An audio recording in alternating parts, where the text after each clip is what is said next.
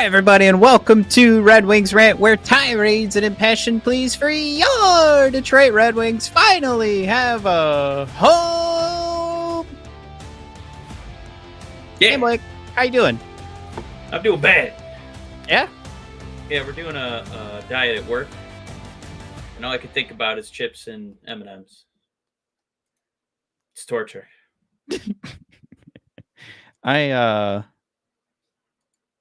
My audio right now is so goddamn loud. Can you talk again?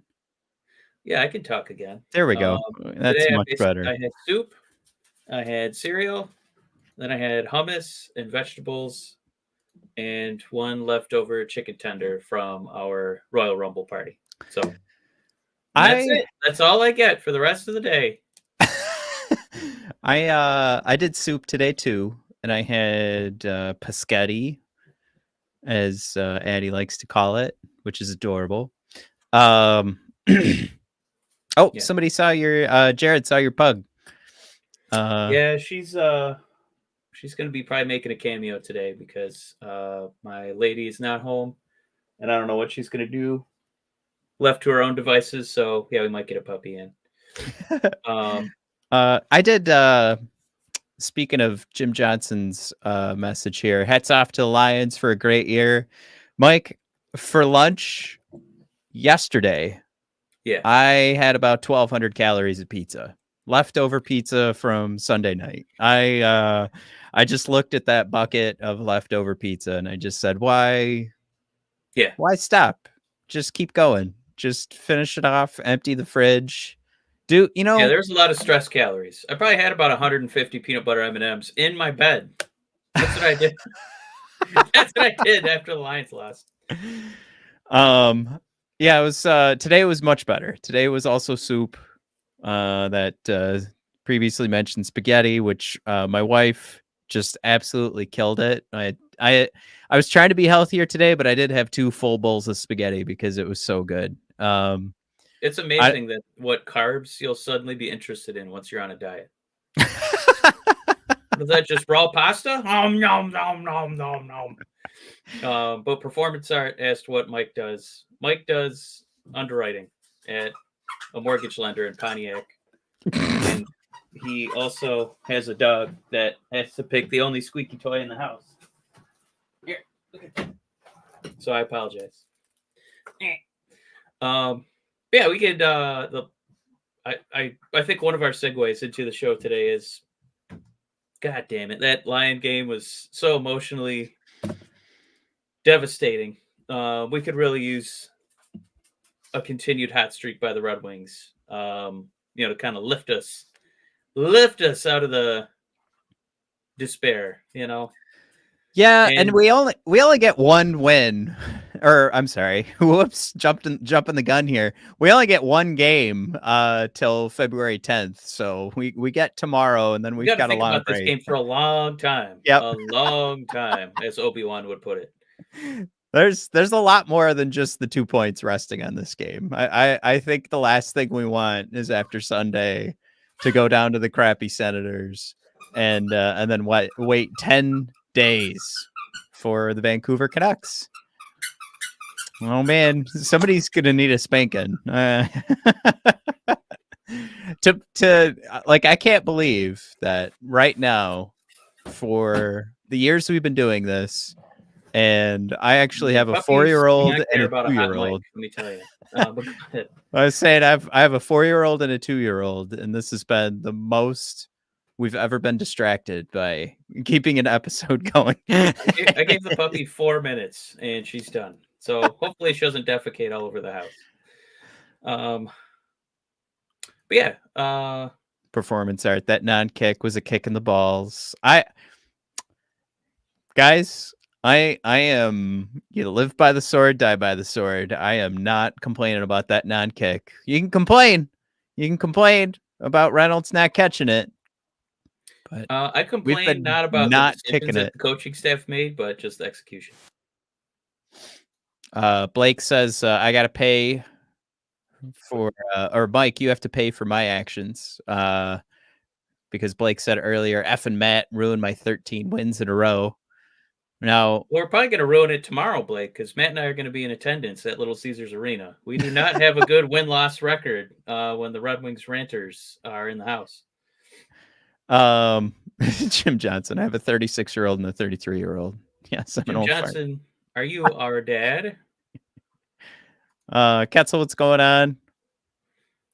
All right. Well, should we jump into some show topics here? I think we've done enough. Yeah, because I think this is I know Ottawa after Ottawa we kind of have a complete reset, right? Because we have I thought it was a top 10 hardest schedule. It's only 11th. So that's it's interesting, right? Because you could try to break into the Atlantic top 3 by just taking a quick look at this, because you have an easier schedule than Florida, Toronto, and Boston for the rest of the season. Not so much easier, but it is pretty crazy how much harder the Atlantic division's rest of the season is compared to the all the other divisions, because you have 6 of your 8 teams are in the top 11 of hardest remaining schedules. But yeah, for podcasters, what we're talking about is the remaining schedule strength brought to us by Mike. We used to fancy ourselves fans of Tankathon, but for different reasons. So now we're using Tankathon to figure out, can we sneak into the playoffs? And yeah, again, at first glance, you would say, yeah, it's a little bit 11th hardest schedule to end the season. But then when you compare yourself against the rest of the Atlantic and you want to do better than Toronto and Florida, at least according to Tankathon, you have a little bit easier road to the finish line. Just a tiny bit easier. Definitely the tiniest bit easier than Florida, whose strength of schedule, Florida's is 0.561. We are 0.560. And what you're measuring is basically the strength of your opponents left over and where their win percentage is. So we're separated by 0.001%, as opposed to Toronto has they're at 0.576. So if you're having trouble keeping track of these numbers while you're listening in your car, that's a 0.016% difference. Well, what's funny is that, Matt, our remaining strength of schedule, it's not so long ago that it was top 5. But the Red Wings, knocked out these games against Vegas. They played a tumbly-wumbly Philly team. We played Dallas. We played Tampa. We played Florida. We literally played all these teams already. In the last 3 weeks here. And it's arguably one of our hotter stretches as a hockey team. And it makes you feel kind of good that was it Ketzel who threw that in there? Crimson. This month kind of proves we can hang with the big boys when we do go hot.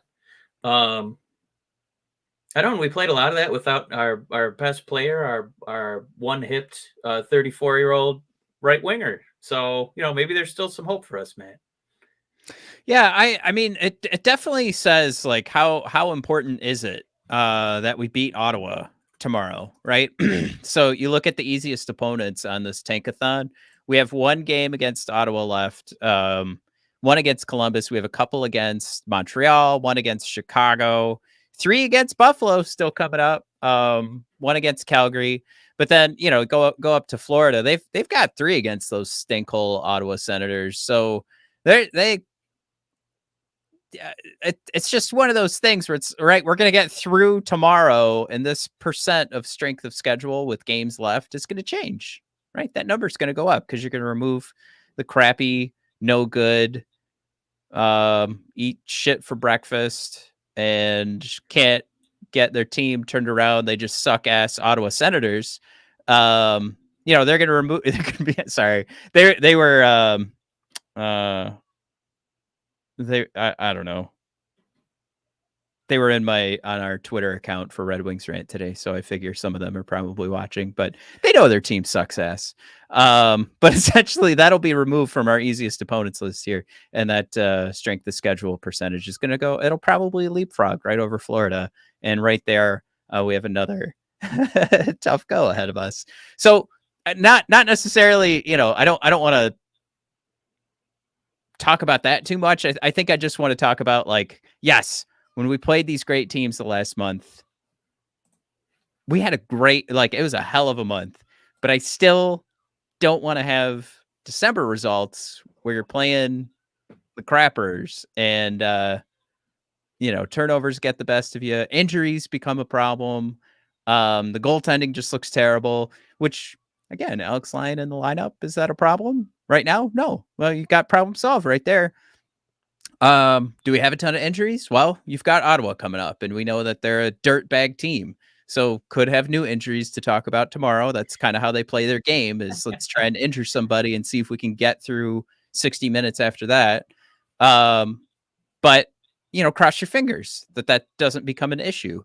And then you can knock that game out. But I just want to say, like, that's the big thing for me. That's you're about to lose one of these quote unquote easy games. So you got to take advantage of it. You got to win. You got to keep the Senators, rolling through their different reason for maybe pulling up Tankathon.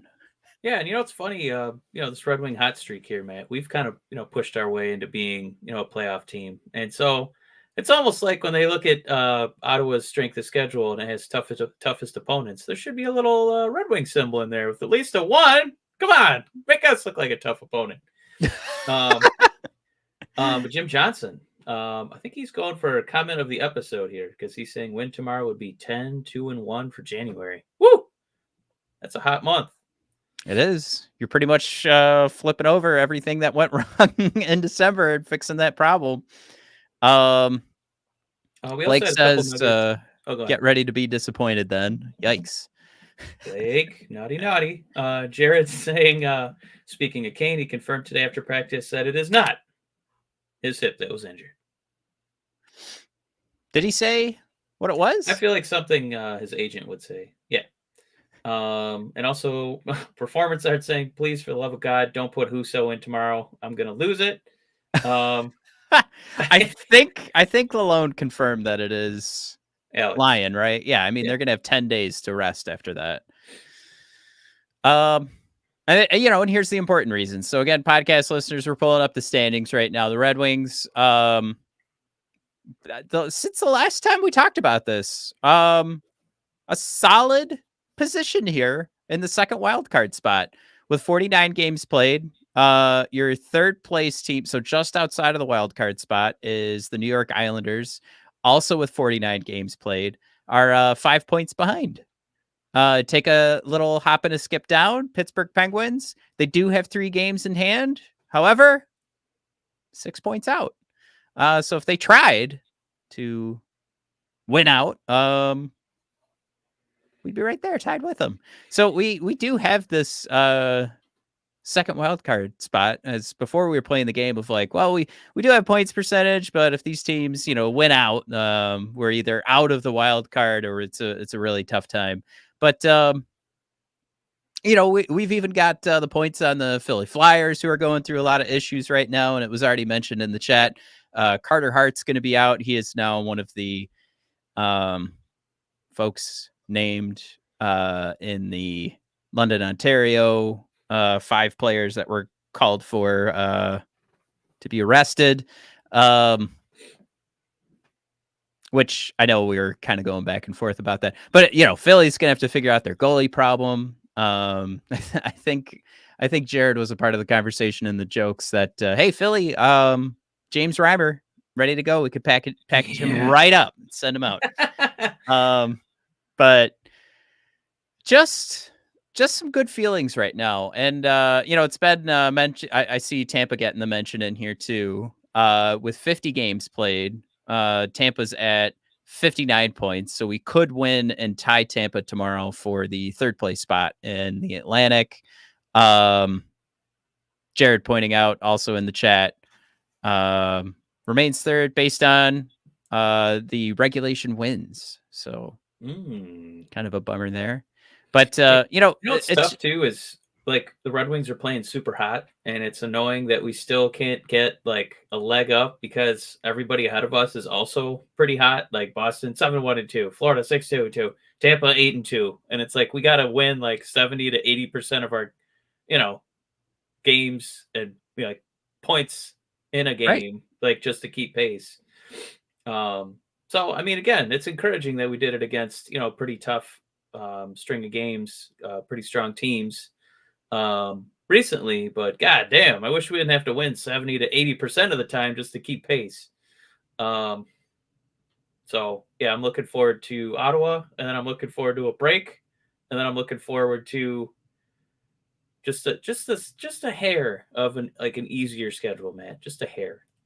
Well, I mean, just to point that out too, like the only team, right? I mean, I guess we're making ground on Toronto, right? Because they're 5-4-1 in their last 10. And then you've got Florida at 6-2-2. That means we've only gotten one more point than Florida for us to try and play catch up in this in this little stretch run. But like going back to the strength of schedule, again, we're gonna cross Ottawa off our list of easiest opponents remaining. We're gonna leapfrog Florida, and in our race here for a playoff spot, it's only really gonna be Toronto. I mean, if you want to play the game about trying to catch up to Boston, for sure we can have that conversation. But Tampa had a rough go in the first half of the season. When you look at their strength of schedule left, you could make the argument maybe that first half for sure Vasilevsky was out. For sure the defense had its struggles. But now they're in the second half of the season. They've got their easier schedule remaining. That's going to be a tough go. So, watch out for Tampa. 8-2 in their last 10, Tampa Bay Lightning. So we should refer to them going forward through this episode. So it is one of those things. Again, like to go back to the title of this episode, Red Wings could cure City's heartbreak for sure this week. And for sure there's things that point to us being in the fight, but this is going to still be an uphill battle. And, we've been doing it without Patrick Kane for this last little bit here, but there's some things I want to talk about later in the episode that'll kind of hint that we do desperately need Patrick Kane. So we'll get into that in a little bit here, but let's do this. We're doing pretty good going back and forth. I want to hint at Andrew Kopp has clearly been listening to the show, trying to do right by me. Let's take a little bit deeper look. I know he's was it The Athletic who put that article out about Kopp, Rasmussen, and was it Kostin or Fisher? Just kind of putting things together as like an actual checking line, but yeah, more than being a checking line is Kopp's actually contributing on the score sheet. I got to see one of those goals, Matt. It was shorthanded against Philly. It was pretty cool. But yeah, he's got his Red Wings Rant subscription. He's like, God damn it, I'm tired of getting thrashed in this show. And yeah, he's really turned it around, Matt. This line has been cooking. Yeah, we'll take a look at those stats here in just a sec. We will be right back with you guys. Looking for a super offer for Super Bowl 58? DraftKings Sportsbook has you covered. New customers could bet on the big game and turn $5 into $200 instantly in bonus bets. 49ers are favored right now, -2. Are you going to be putting some money down on those crappy Niners that took down your Detroit Lions? Or are you going to go for Taylor Swift's Kansas City Chiefs?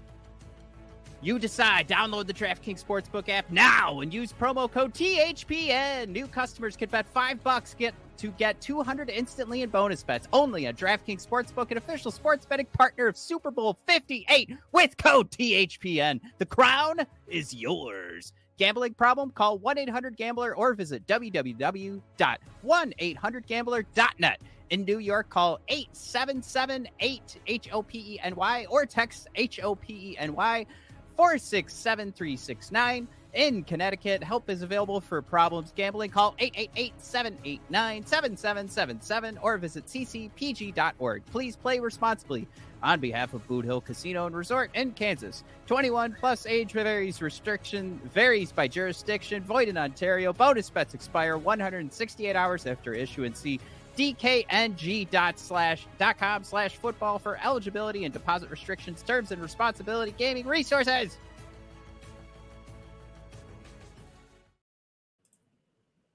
Jared throws out there, I just see Mike running out of his room and being great with a nice pile of crap from his dog. I thought we shut off my video. Damn it.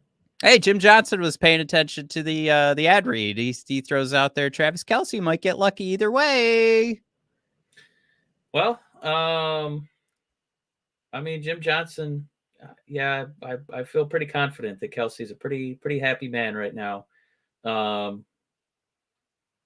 What Jim Johnson saying the Matt and Mike comedy hour. Matt, Ketzel put it best when he said, in the immortal words of Andrew Kopp, I don't give a shit. I think Andrew Kopp has embraced the comedy hour. That was my favorite hockey interview that I've seen since fill in the blank. Yeah, and it really was like we don't get enough Andrew Kopp, right, in like interviews, but that was something that my heart melted as a hockey fan. That was beautiful. The key to comedy is that self-awareness, which he definitely had. Well, you know what I mean? Yeah, no, 100%. And it's what's funny too is that there wasn't like prep for that, right? Like he gets asked that question without hesitation. He's all about the victory. He's all about trying to, no, this means nothing. We're going for the win. I don't care about this goal. This is all about like, did this help us get to the end game? Which is the brand new Andrew Kopp we see starting January 1st. And I did some digging. I did some research here. Blake throwing out there. Where was it? More Kopp love, please, Matt. And I will tell you this: Kopp can get all the love he wants, as long as he turns in a month like this. This is proof, Mike. This is proof that when I've been looking at, what Kopp's role was, and I said, sure, guys, I get it. He's being rolled out against tough opponents, right? Like we said that his role was to go against the top six. And of course, things are going to go against you. Like you're going to have more shots against you than you can put on net. But to the length that it was, like to how unbelievably bad he would get outshot, it was like, all right, well, what's the difference we're making here? So from October all the way to the end of 2023, you could see like his expected goals for percentage, Mike, at 40%. Like when the Red Wings turn in games like that, they're losing like 8-2. Corsi against per 60 in that time was a 65.61. His Corsi 4 per 60 was a 47.48. And it's for sure, like, absolutely. You don't, if the guy's being put out to stop the other team defensively, that doesn't just mean like you're going out there and playing the boards hard. You're getting the puck out of the zone, which is what we finally have seen in 2024 from Andrew Kopp, Mike. The expected goals against dropped nearly an entire goal per game. And we can attribute that, Mike, to his expected goals against per 60. I'm sorry, his Corsi against per 60 taking a huge hit, or in a positive way, dropping by over 10 points, the way that's measured, and bringing his expected goals for percentage up from 40.22, of course, in 2023 to 44.65 so far this year. Guys, Andrew Kopp is going to get all this love because he deserves it, because he's playing like the way we all said. For some reason, you guys were like, no, he was doing this. Not all of you guys, but I was getting a lot of pushback, and everybody the was core surgery, right? We've dragged that joke out for 2.5 years now, and this is how core surgery is finally turned around. It's healed. Yeah. We did it. It's finally healed. 30 months to come back from core surgery. That's okay. But it's not just And this is where I took the extra step. It's not just seeing that the chances have now started to even out. So it's not just Cop getting absolutely dogged night after Yeah. night. The Um, giveaways have gone down by a that- full giveaway per 60, Mike. He's yeah. turning the puck over like he cut it in half. How many times he's turned the puck over? Man, I wish he could teach Um, that skill to Cade Cunningham, who leads the NBA in turnovers. But we got a few comments here. I do want to drop them in. yeah, Wizard yeah, yeah. Fetus, welcome. He helicoptered in with a Bray Wyatt reference saying, "I'm here," and then he did almost like the synchronicity of our collective mind. Oh, right. Don't forget about that core surgery, guys. We did not, Wizard Fetus. Takes 2 calendar years to heal. Does. Jared throws out there he's gonna snip this video of Matt praising Cop. Again, hey, Let's slide it into Cop's proof's in the DMs. I like it proof's a in the lot. pudding. Yeah, proof's Yeah. in the pudding. Ketzel, hockey engages your core in every aspect of the game, unlike other sports. Lol. What? Yeah, I mean, it's what was that Michael Scott quote where he bought that athletic equipment? You know, it goes to your center core and your upper core and your hockey core, and it's really the most important core that you can develop and work on is your hockey core. Um, who else did I want to throw in there? Nicola. And again, please correct us if we're butchering your name. Unrelated, but we don't get a lot of Nicola comments, so I'm glad you're in there, bud. Saying I really hope we keep Burgers. He should get more playing time. It's tough, right? Because I would think that one of the lines we'd want to put him on is third or fourth line, but the third line's been so good, and fourth line hasn't been too bad either, Matt. That's Right, like that Delano, that's Sprong, that's especially tomorrow. I got to think that we might get some Klim Kostin in there for a few receipts against Ottawa. well that And that was burgers, that's not where we need him. no, I'm and 100%. And we'll talk about Grand Rapids in a minute here. But like I wanted to bring up too, like it's not like we played the Cop game, right? And I guess I don't want it to feel like we're being like too tongue in cheek here, because I actually just want to praise like the actual numbers we're seeing, and the like it that obviously breaks, it goes through the eyeball test because we see the pucks going in the back of the net. But I was like, okay, there's a reason why this is happening, and the analytics back it up 100%. But I wanted to call out, like, go to the Vegas game. 5-on-5 ice time. Rasmussen, Cop, Christian Fisher leads all 4 lines in 5-on-5 ice time. Did a hell of a job. And I you do. didn't Oh, go ahead. Sorry. I what do want to talk about Cop, but Nicola's saying, I want to see a cost in 10-minute. I got to assume he meant major. 10-minute major tomorrow. Oh, for I sure. think he might take the Oh, opening face-off. So I would anticipate being there from moment one because he might only play one shift and we won't see him again. for sure. But I wanted to say, it's not like you improved Andrew Copp's line mates. Like, it's not like you put him between DeBrincat and Kane and you changed what his role was with the team. You sort of just let this line continue to gel and learn together.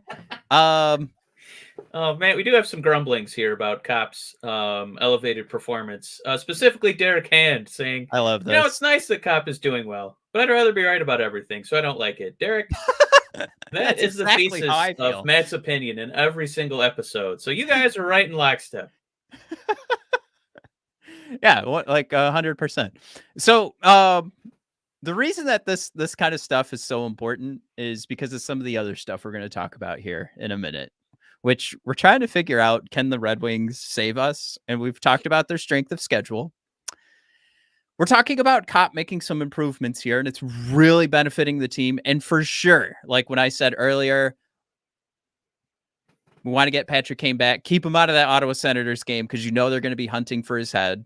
But for sure, we need a Patrick Kane in this lineup, and we need Andrew Cop to continue to do this because of some of the stuff we're about to talk about. This is the scary stuff, guys. This is the measuring since the start of the year with all of our great success. The expected goals for per 60, Mike, we are the second worst team in the league. Our 5-on-5 game has me scared unbelievably shitless right now. And it's not good. And we're doing a lot of winning. So a lot of people could just say, obviously, analytics is broken. You don't need to get pucks on net because you'll win anyway.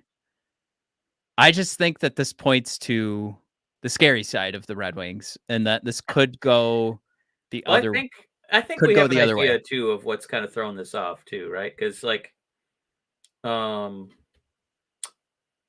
I forget where the expected goals for comes from. Does like So shots? it's your high danger chances and medium That's why. danger. Yeah. I think every time I've been to a Red Wing game, that's when you notice it a lot more. And I don't know if you want to call it puck luck, but they all kind of factor in together. Where it's like, wow, the Red Wings like lead the league in shot percentage. They keep winning these games where they get just completely annihilated on the shot chart. I got to think this contributes to it a little bit. And while this is a very concerning number, Matt, I don't disagree with you. It's almost as if they don't care, and this is how they play. Well, let me do two things because I'm going to relate Nicola's question here to the issue at hand. So I think it's just a good call out and a concern to be at this point with the expected goals for per 60 being so low, being the second lowest in the league. Like it's not just like we're middling and we're still scoring. No, this could really go wrong if we don't continue to get success on the power play kind of thing. So I'll bring up Nicola's question here in a second, but I just, it definitely what you're trying to do with the analytics is not, I think a lot of things we get wrong with it is that we try to look at the, well, let's turn it back to the cop stuff. Like I was like, okay, this doesn't, what is cop doing right? And you can clearly see there's differences between January and the rest of the season, right? So you're not necessarily trying to dig out of analytics anything. You're gonna come up with the hypothesis. I think Andrew Kopp has improved, and then you're gonna run the analytics, and it's very clear sometimes that there's a reason behind it, and then sometimes you're just like, I guess his shooting percentage just went up, and that's why he's scoring. We didn't talk about that with Kopp. But what you don't want is these statistics where you're like, crap, I don't know why this is happening. Now I have another statistic we're going to talk about in a second that shows why this is happening, why we're still winning, and it's a very scary statistic. So we are going to get there in a second. There is a reason how we're still scoring with this incredibly low expected goals for per 60. But Nicola threw out there, y'all thinking we're going to have a quiet trade deadline if we're in a playoff spot by then. I think we should get a smart two-way or shut down defensive defenseman. To answer that question, I know we've talked about it before. This does paint the picture that there's some need to get some more help 5-on-5 here. And we'll talk about how hard it's been to get the puck out of the zone. And does that solve all your offensive problems? The Red Wings have struggled with that this year and in January. So that could outweigh things a little bit here. But I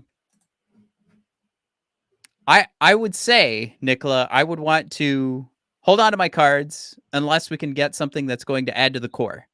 Somebody has a piece that they're done with and they think won't work for their core, but it'll work for ours. I'm going for it. But I am not doing anything just to add this year. But I think it's very clear based on these numbers that we could use some help in so many different facets of the game. But I think this number very clearly states that there's something going wrong in getting the puck out of the defensive zone and keeping the puck in the offensive zone, getting sustained pressure. Patrick Kane can do a lot to sustain that pressure. We see a very active stick from Patrick Kane when he's on the ice, forechecking, turning the puck over, getting second, third shot opportunities. And That's something that lacks in the Red Wings game. That could be a result of this. There's still one more thing we need to talk about. So I'm still hinting at it. Okay. I don't know if we want to. This is more just a continued a piece of the conversation. We pull up JFresh's team cards, where the Red Wings are ranked the second best finishing team in the NHL, and I was like, okay, so we don't get a ton of chances, so maybe we are just amazing. Maybe we're just amazing at getting an incredibly high percent of high danger chances or an incredibly high percent of medium danger chances. We are neither one of those things. We're in the bottom half of the league for getting high and medium danger chances. And again, anybody rolling their eyes and saying, analytics, shut up. All we're talking about is getting chances that are more likely to go in the net statistically. That's how you define a medium danger chance and a high danger chance. Talk about you're up front in the net, up in front of the net, getting a rebound. It's a high danger chance, right? Goalie has tried to make the first save, couldn't do it. Now you're in front of the net. Would you rather have that, guys, or would you rather be firing the puck from the blue line? Right. We all know the answer to that. So, can you go back 1 second? Eek. Okay, I came to it. Everybody that's watching on YouTube, soak that in. We're going backwards. No, go forward 1 slide. Oh, yeah. Just because Dan B wanted some clarification on how you can be second in finishing but low in expected goals for. That's exactly what we're talking about here. So this is the difference between putting the puck in the back of the net. You have a great shooting percentage, but everything you do to put the puck in the net, so you have that low expected goals for, that means you're not doing the things that you would ultimately assume would put the puck in the back of the net.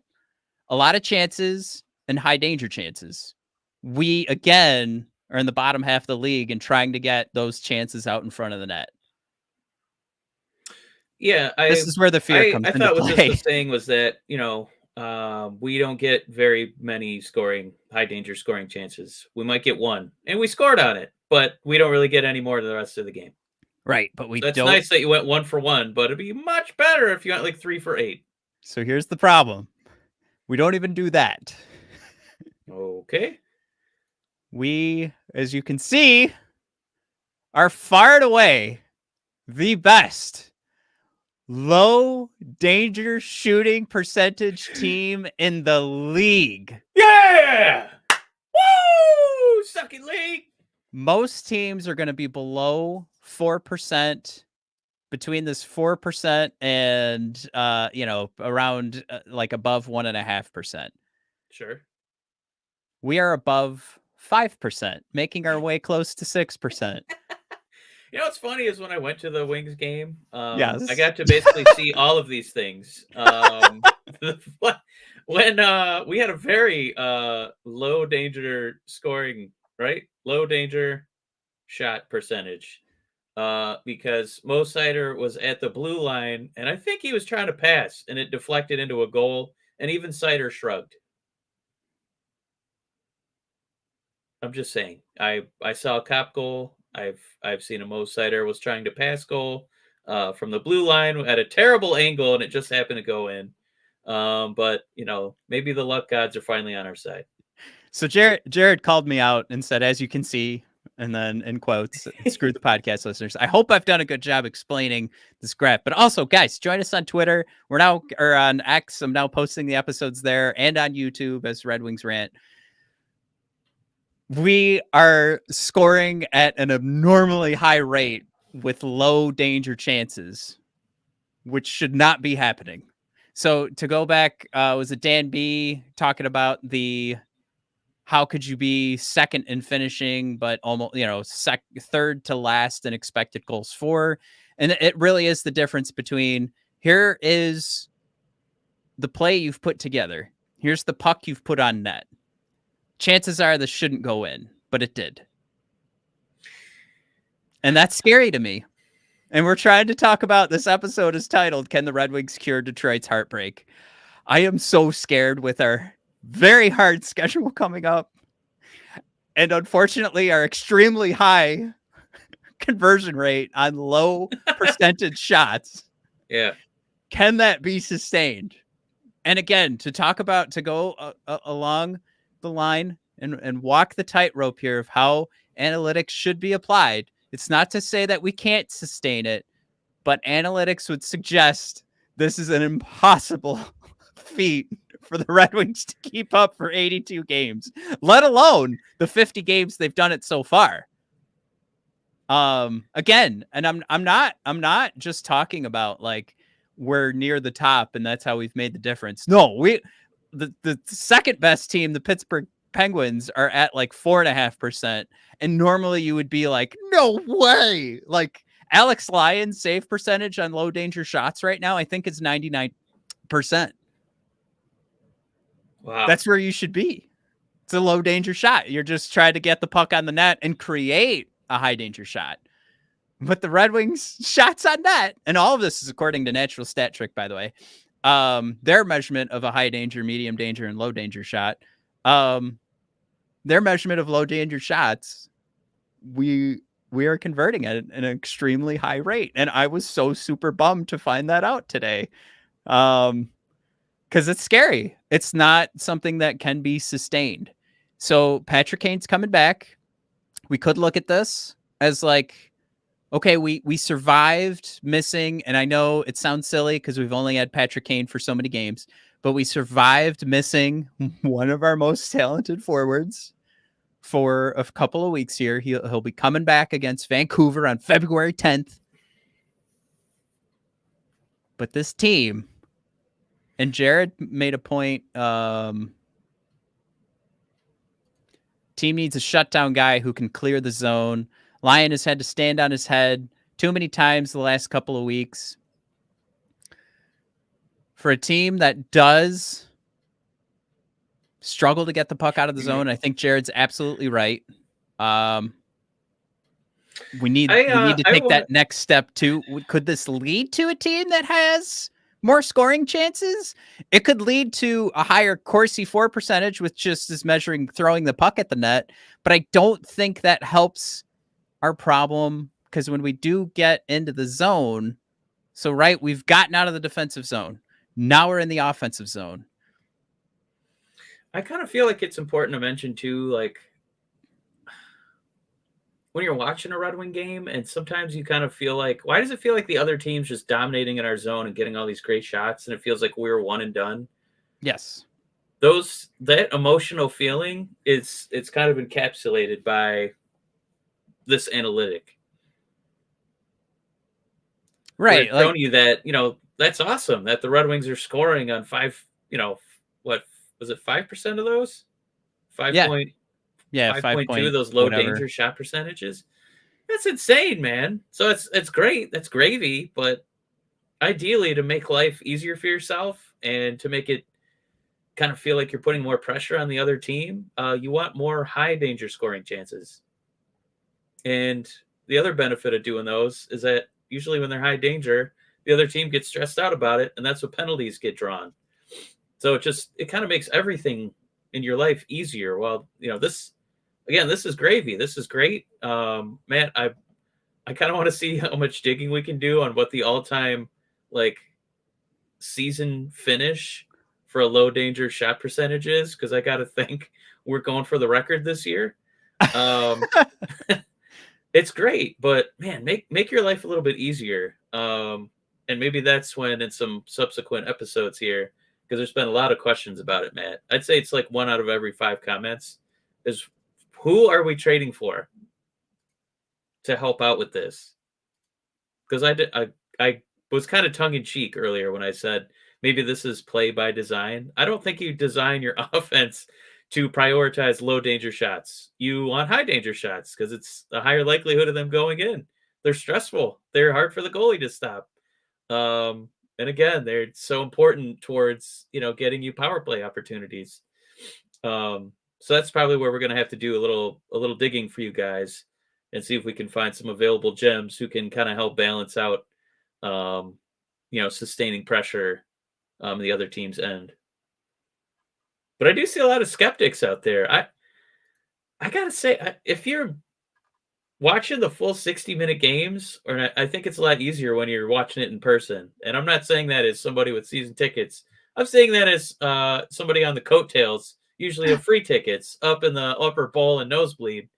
You really get a feeling for like, damn, I wish we could have give Lyon a break. I do appreciate him standing on his head, but maybe we could get a few shot opportunities, not get blasted every period like 15-4. And I'm very happy that 1 out of 4 shots went in. But can we get 8 shots? Can we get 10? Can we try to outshoot a team for once, Matt? So all those things kind of factor into what this stat is telling us. It's that you have succeeded, but you're on a very difficult road if you want to try and make it into the playoffs and get those, I think, 95, 98 points people were talking about.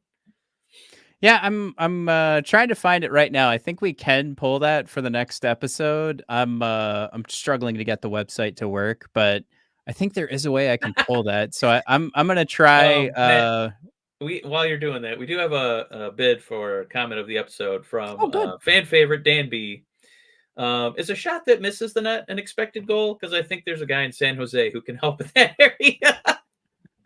Oh, God bless you, Dan. I'm so glad you're here today. No, it does not count as an expected goal. So here's the other thing too. I saw this online posted.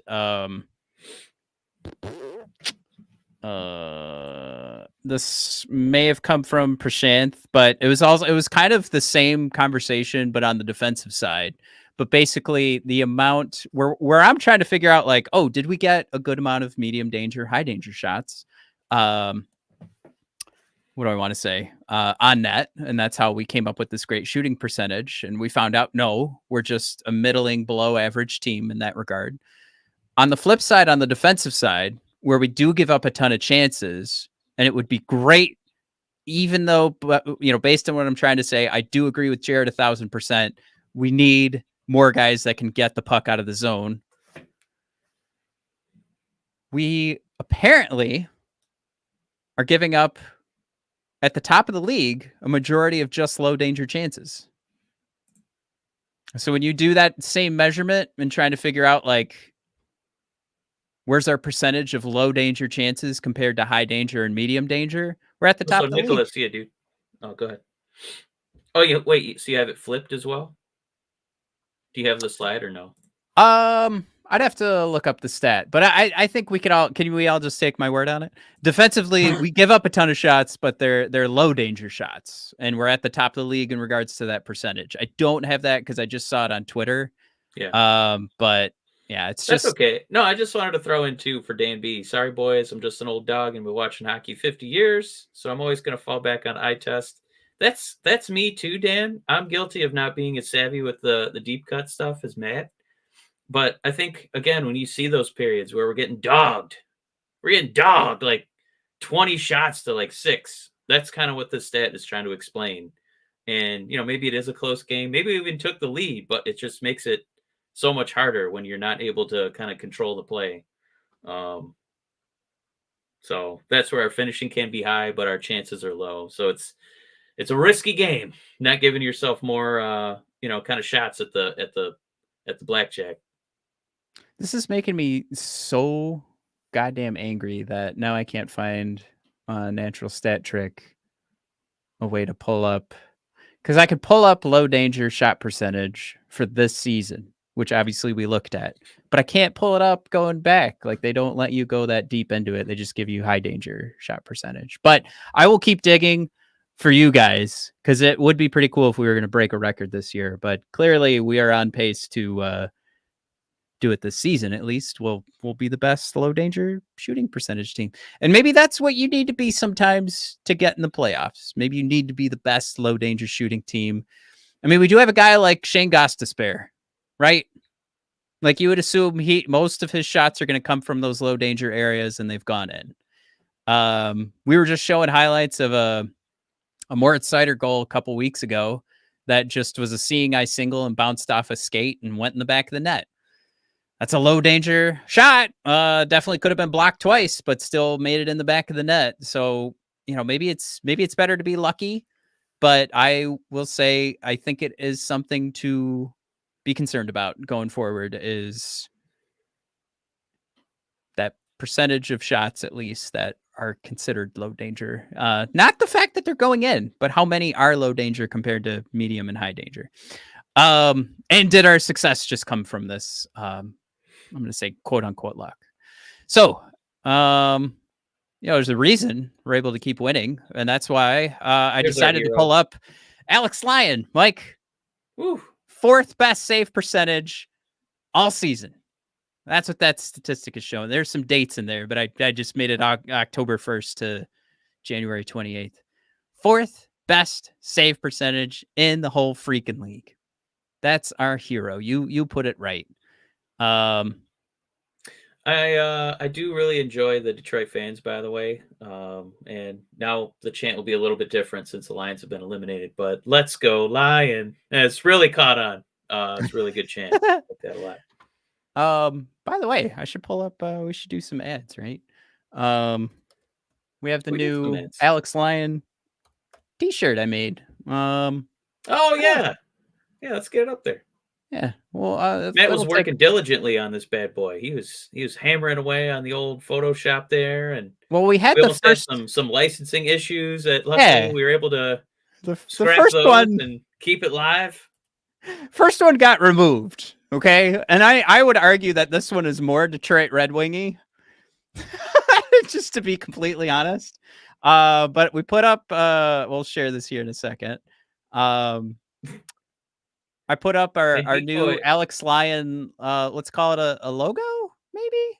It's on sweatshirts, it's on t-shirts. Ooh. Yeah, look at that sucker. Your Detroit Lion.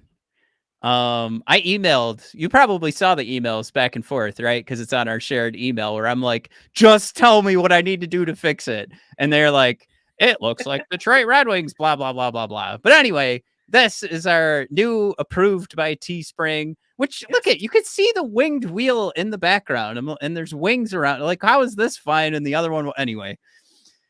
I don't know, but that line really looks like Aslan. I like that a lot. This is on the wardrobe. Yeah.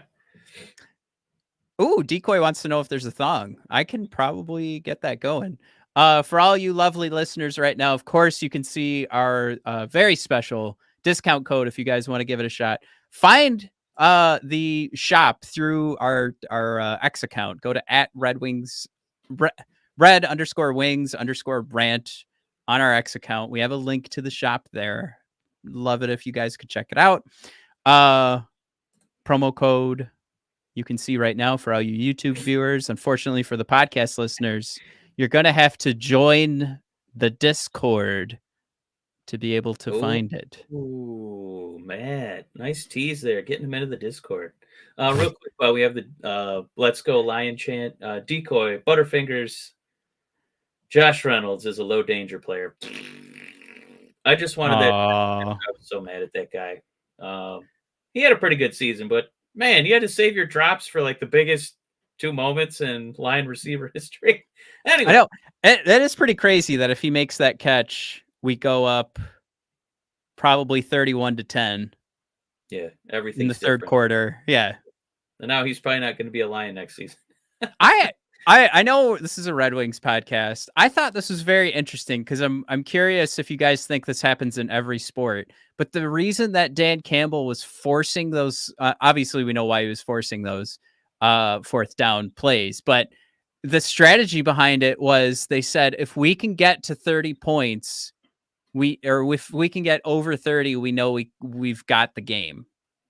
So Dan was desperate to go from 24 to 31 at that point, because in their book and their statistics, it said they would win the game, which is crazy. Like, that's such, I actually really love that they're like, no, if we get to 31, the game's over. Like the amount of time that would be left. Yeah, no, I heard there was actually some commentary on that too, about how it's a race to 30. It seems like. But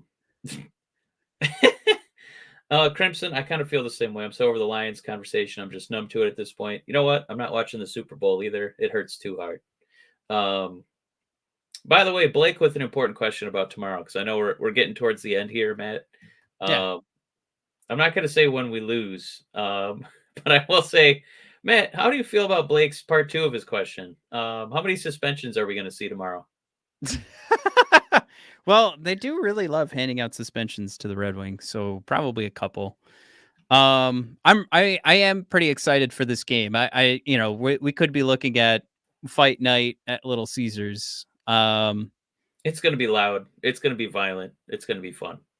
That's the only thing like about going to this game. Like I wanted Patrick Kane to be safe. Like when we looked at the schedule a couple weeks ago and we saw it was going to be, the game before the All-Star break was against Ottawa. How about that transition, huh? I was just like, too. Yeah, keep him out. It's fine. You get another 10 days to rest. Pulled up the schedule here. And Blake wants to know, how are we going to do in February after all those suspensions as well? Well, let's take a look, Mike. You've got overall the hottest team in the NHL, Vancouver, arguably. Then, I'm sorry, the hottest team throughout the entire season. Mike, the absolute hottest team within a couple months span, maybe ever. If they win a couple more games, it will be ever. The Edmonton Oilers after that. Then you've got Vancouver in Vancouver. So after you faced them at home and they've been destroying everybody, now you get to go to Vancouver and give it a shot. Calgary, Seattle, totally winnable. And then you've got Colorado. Not fun. But then you can finally take a breath, Mike. Your first, I feel like, big, deep sigh, like, get some air in and out. St. Louis and Chicago, but the games are goddamn fucking had to be back to back. But it is at least St. Louis and Chicago. Chicago is going to be at that point where have they traded some guys, put a little more, few more injuries. Of course, Bedard's done. They don't remind me of that. He was carrying my fantasy team. I know. I can't believe he was carrying your fantasy team. But yeah, it's not going to be it's not going to be 3 games to start. I'll put it that way, to start February that you're going to be like easy wins. Very tough battles. Edmonton playing the way they are right now. What are they at? 14 wins in a row now, or 13? Holy mackerel. I know. I've got Stuart Skinner, so I'm pretty happy about that, actually. Good for you. Matt, if you're going to look at this schedule, 2 Vancouvers, an Edmonton, a Colorado, 4, 5, 6, 7, 8, 9. Great. You got 10 games in February, Matt. And what kind of win-loss can we expect out of this? Looking at this, guys, you got to be 6-4 would be pretty nice. Yeah, I was going to say you'd be very happy with anything above 500 looking at this. This is a bloodbath. This is murder. Yeah, I mean, it could be one of those things where we start to learn who's tougher, the Eastern Conference or the Western Conference. Maybe Detroit knocks out Vancouver, Edmonton, Vancouver right away, like right out the gate. They're still playing tough. We'll have Patrick Kane back at that point. Be good to get everybody rested too, especially Dylan. We know mentally, physically, this has been one of the most challenging seasons for Dylan Larkin. Give him some time to rest up. This is going to be it, right? Like we talked about all January. Before January even started, we were just like, well, season's over. Well, I mean, like the schedule looked hard, but this is so much harder. With December, that was awful because of who we were, right? Because we had so many injuries. We had basically no goaltender. This is more of a gauntlet because of who we're playing. So I think this is going to be a really fun challenge. Just see if we can step up. And Michael Scripp, if you want to give by the end of February, Eisner will be ready to sell the farm. Michael Scripp, no! Don't pay attention to those deep cut analytics. Don't pay attention to the schedule coming ahead. It's all going to be gravy. Don't worry, buddy. But also welcome aboard. I don't think we've heard from you before. What's up, man? No, Mike's been on. He's been on. Well, it's been a minute, I guess. Jim Johnson, 16 straight. Yeah, Mr. Optimist over there, huh? No, it's talking about Edmonton. Jared. Oh, I thought he was looking at our schedule. Yeah, that would be nice. But I mean, really, just looking at February, just how important is it to nail this game tomorrow I night? mean, if this team is like, you said 5-5 is, that you could be kind of happy about that based on how tough these games are and where they're located. Yeah. But man, you come out of this like 6-4 or 7-3. I mean, Yzerman's going to be buying like a madman to be like, well, I was right. I guess we'll start picking players up. And that's when we might have to say, so long, partner, to Johnny Burgers. Well, I'm about to say goodbye to you guys because I woke up my son again and wasn't nice. See, Script said been a while. Good to have you back, Script. I did have some more I wanted to chat about regarding Grand Rapids. We had quite the fun show that happened over the weekend with the Belleville Senators, where Simon Edmondson knocked some teeth out. But yeah, I tell you what, guys, sometimes life gets in the way. I love y'all. Hopefully, if anybody's coming to the game tomorrow, you guys hit us up. Let's grab a beer. But yeah, again, if you guys want that sweet ass Alex Lyon shirt, head on over to our X account, Red Wings _Wings _rant. You'll find the shop link. I'll put the link into the comments here too. And you can find the link in the show description as well if you guys are listening on a podcast. All right, now I'm getting yelled at. All right, I gotta go, guys. Love y'all. I'll see you later. Gonna try and put myself to sleep. Go Wings! Bye.